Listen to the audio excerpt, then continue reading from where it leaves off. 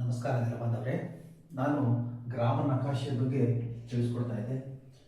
ಯಾವುದೇ ಒಂದು ಗ್ರಾಮದ ಭೂಮಾಪನವನ್ನು ಭೂಮಾಪನ ತಂಡ ನಿರ್ವಹಿಸುತ್ತೆ. ಪ್ರತಿಯೊಂದು ಅಳತೆ ಆದ ಜಮೀನುಗಳಿಗೂ ಚಾರ್ತಾ ನಂಬರ್ ಕೊಡ್ತಾರೆ. ನಂತರ ಚಾರ್ತಾ ನಂಬರ್ಗಳನ್ನೆಲ್ಲ ಸೇರಿಸಿ ಒಂದು ಜಂಟಿ ನಕ್ಷೆ ತಯಾರಿಸ್ತಾರೆ. ಅದು 1:20 ಸರಪಳಿಗೆ. ನಂತರ ಸರ್ವೆ ನಂಬರ್ ಹೇಗೆ ಇಡ್ತಾರೆ ಅಂತಂದರೆ, ಇದು ನೀಲಿ ಬಣ್ಣದಲ್ಲಿ ಗುರುತಿರ್ತಕ್ಕಂಥದ್ದು ಊರಾಗಿರುತ್ತೆ. ಊರಿನ ಉತ್ತರ ಭಾಗಕ್ಕೆ ಸರ್ವೆ ನಂಬರ್ 1 ಕೊಡ್ತಾರೆ. ನಂತರ ಇದೇ ಪ್ರದಕ್ಷಿಣೆ ಮೂಲಕ ಸರ್ವೆ ನಂಬರ್ ಕೊನೆಯದನ್ನು ಊರಿನ ಪಕ್ಕದಲ್ಲೇ ನೀಡ್ತಾರೆ ಅಂತ ನಾನು ಹೇಳಿದ್ದೆ. ಇದನ್ನು ತಾವು ಪರಿಶೀಲಿಸಬಹುದಾಗಿದೆ.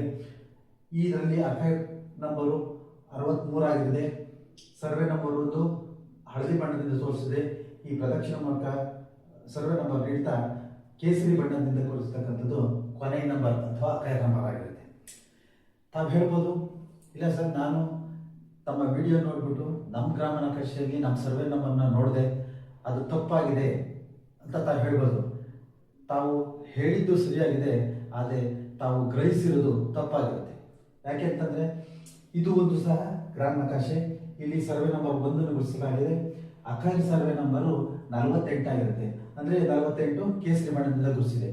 ಸರ್ವೆ ನಂಬರ್ 1ಕ್ಕೂ ಊರಿಗೂ ಮತ್ತು ಅಖೈರ್ ಸರ್ವೆ ನಂಬರ್ಗೂ ತುಂಬ ಅಂತರದಲ್ಲಿದೆ. ಇದು ಏಕಪ್ಪ ಅಂತಂದರೆ, ಇದರಲ್ಲಿ ನಾವು ದರ್ಖಾಸ್ತ್ ಪೋಡಿ ಅಂತಕ್ಕಂಥದ್ದು. ಈ ಸರ್ವೆ ನಂಬರ್ 48 ಹಳೆ ನಂಬರ್ ಅಲ್ಲ, ಇದು ಹೊಸ ನಂಬರ್.